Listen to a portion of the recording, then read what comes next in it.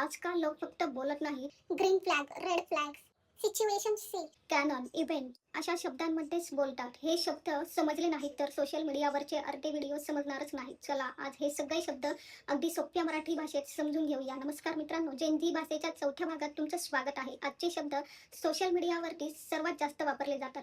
Green flag. Green flag म्हणजेच एखाद्या व्यक्तीचा चांगला गुण किंवा विश्वास ठेवण्यासारखी सवय. उदाहरणार्थ, जो व्यक्ती इतरांचा आदर करतो, वेळ पाळतो, प्रामाणिक असतो, तो ग्रीन फ्लॅग आहे असं म्हणतात. सेकंड वर्ड आहे रेड फ्लॅग. रेड फ्लॅग म्हणजे धोक्याची घंटा. म्हणजेच अशी सवय किंवा वागणूक जी पुढे समस्या निर्माण करू शकते.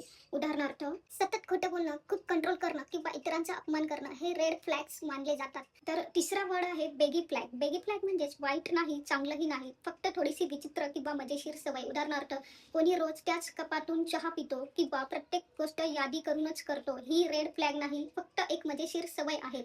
सिच्युएशनशिप. सिच्युएशनशिप म्हणजेच मैत्री आणि रिलेशनशिप यांच्यामधली अशी परिस्थिती जिथे नातं नेमकं काय आहे हे दोघांनीही स्पष्ट केलेलं नसतं. तर पाचवा शब्द आहे फोमो.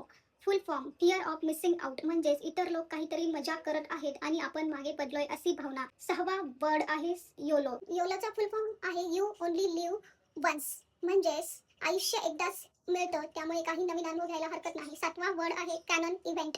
हा शब्द असा प्रसंग सांगण्यासाठी वापरला जातो जो प्रत्येकाच्या आयुष्यात कधीतरी येतो आणि आपल्याला काहीतरी शिकवून जातो. उदाहरणार्थ, पहिली नोकरी, पहिलं अपयश किंवा पहिलं हृदयभंग.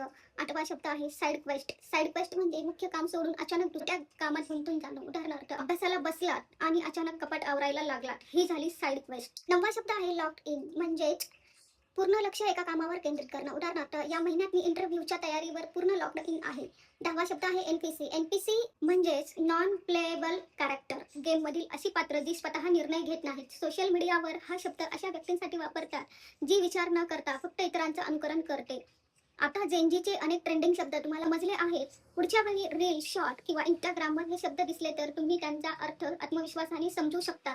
अशाच नवीन व्हिडिओसाठी नक्की लाईक करा, कमेंट करा आणि फॉलो करायला विसरू नका. धन्यवाद.